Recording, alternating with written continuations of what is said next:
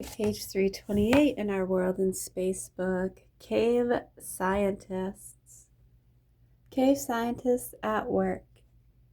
A group of cave explorers left crawl through a narrow underground tunnel. A scientist below makes tests in a limestone cave in Mexico.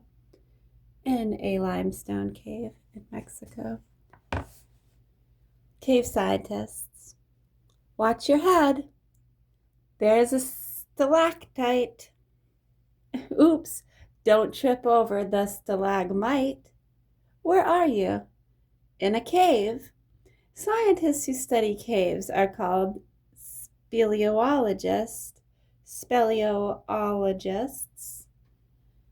That, yes. Am I saying it right? Speleologists. Like that word right there. So speleologists, let's see, most caves are dark, slippery tunnels of rock and water. Exploring them can be dangerous, so speleologists wear protective clothing and headlamps. And they carry rope and other tools. These scientists want to find out about the changes a cave goes through. They also want to know how long each change lasts and what happens to a cave during this time. Some caves are like underground art museums. The limestone formations look like beautiful sculptures. And man's earliest art, painted more than 25,000 years ago, has been found on cave walls. Where is the deepest cave? No one knows, but in a cave in France, explorers climbed down almost 3,000 feet, which is 910 meters. Watching for earthquakes. Seismologists checking a seismograph. A seismograph is used to record movement of the earth near the top of Mount Asuma in Japan. Earthquakes happen all the time. We don't feel most of them. They are just small shakes in the earth, but some earthquakes make the ground tremble, rattle dishes, and makes the ground tremble, rattle dishes, and even cause buildings to shake. And a few earthquakes smash and crumple buildings. Seismologists and scientists who study earthquakes. Seismologists are scientists who study earthquakes. Seismologists can't go underground to watch the rocks push, snap, and break. Instead, seismologists watch instruments called seismographs. These instruments help keep track of earthquakes all over the world, even the quakes we can't feel. Seismographs are usually set on solid rock or inside vaults. There, they do not pick up vibrations caused by man-made things, but when an earthquake makes the earth shake, tremble, and shiver, it also moves a pen in the seismograph. The pen draws squiggly lines on a roll of paper. Scientists use seismographs in groups of 3. This way, they can measure the east, west, north, south, and up and down ground motions of the earth.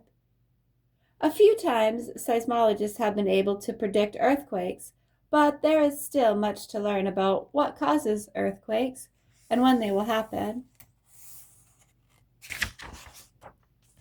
Volcano watchers. A volcanologist is collecting samples of hot lava. That looks like a dangerous job. Yeah. That's pretty close. Yeah, wow.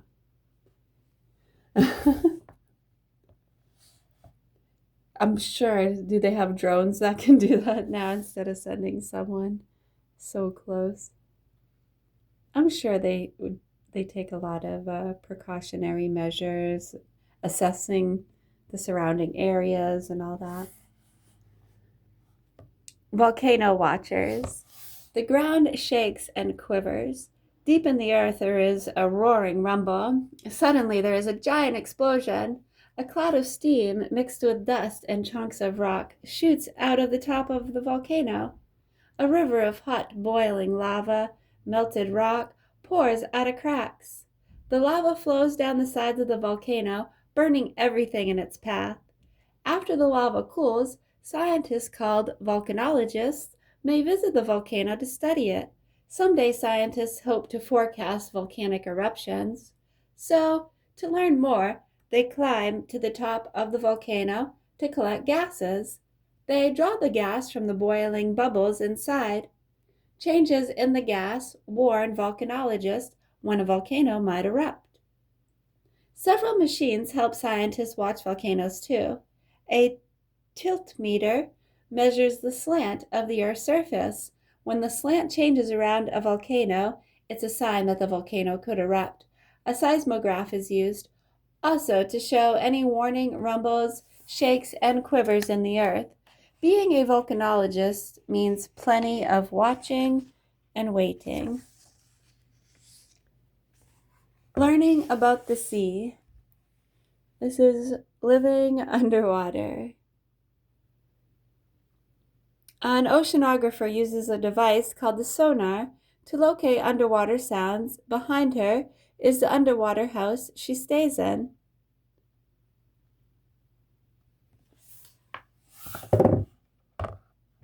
Sampling the ocean bottom. Japanese oceanographers check and bottle samples of mud and sand brought up from the ocean floor. They will study the mud to find out what's in it. What do the underwater houses look like today?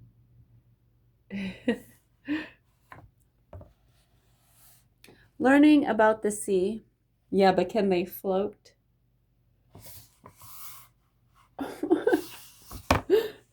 Right. Japanese oceanographers check and bottle samples of mud and sand brought up from the ocean floor. They will study the mud to find out what's in it. Deja vu. How long can you hold your breath underwater? A few seconds? A minute? Whatever the length of time, you can't stay underwater very long.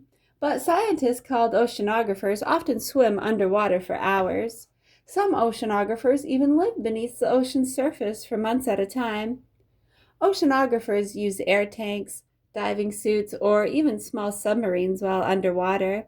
And when oceanographers stay underwater for days at a time, they live in a can-like house right on the ocean floor. There, scientists spend hours outside their underwater shelter studying everything around them. There are many kinds of oceanographers. Some make maps of the rocky ocean floors. Other sea scientists map the direction and strength of the moving water. Still, other oceanographers study the plants and animals that live in the ocean. Watching the weather. Making weather.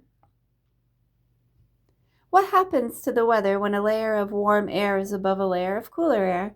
To find out, a meteorologist makes his own weather conditions over a model city.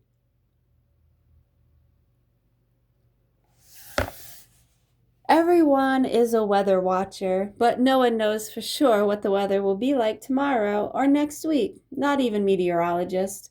Meteorologists are scientists who study the weather and try to forecast it. Sometimes their forecasts are wrong because weather conditions can change quickly. In a way, meteorologists are like detectives. They look for all kinds of clues to help them discover what kind of weather is coming. They check the wind for speed and direction. They keep records of temperature, air pressure, and the amount of water in the air. They follow the progress of storms. With radar, they can find approaching storms as far away as 200 miles, just 320 kilometers. Meteorologists also have weather spies in the sky. One such spy is a large gas-filled balloon. The balloon carries instruments high into the sky. Wind speed, temperature, and other weather conditions are automatically radioed to the weather stations below. The highest sky spies are weather satellites. These satellites circled the Earth and photograph cloud cover and any gathering storms. The pictures are then radioed to Earth. Meteorologists gather weather reports from all over the world. Using this information, they draw weather maps. With the help of computers, forecasts are made and sent to weather stations, and then on to you. Will it rain tonight? Will the sun shine tomorrow? Meteorologists try to let you know ahead of time. Studying the stars. Astronomer, how far away are the stars and how many stars are there? Astronomers use math to answer these questions and many others. One of the world's largest telescopes at Kitt Peak National Observatory in Arizona. You say knit? No, Kitt. There would be an N if it was knit. Kitt Peak. I know, that thing is kind of cool looking, huh? Looks dangerous. Studying the stars. What is the shape of the universe? Why do stars sometimes explode? Is there life on other planets? Scientists called astronomers and astrophysicists try to answer these questions and other questions. Most astronomers do much of their work at places called observatories. There, they use telescope cameras to take photographs of stars. They study hundreds of photographs to find out the movements of stars and to look for new objects in space. With mathematics, they figure out how far away stars are and how fast they move. Astronomers also listen to sounds that come from space. To do this, they use radio telescopes that pick up radio waves. The astronomers try to find where the sounds are coming from and what makes them. Astrophysicists want to know what the things in space are made of.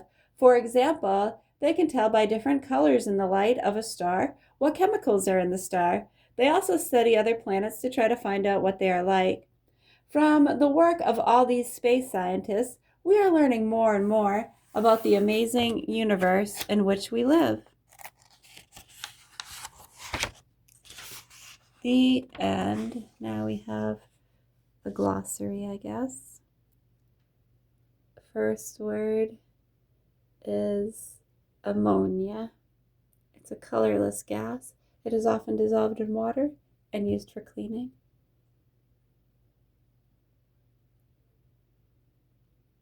Ammonia and anemometer. We'll do those too. Oh yeah. 13 minutes. Peace.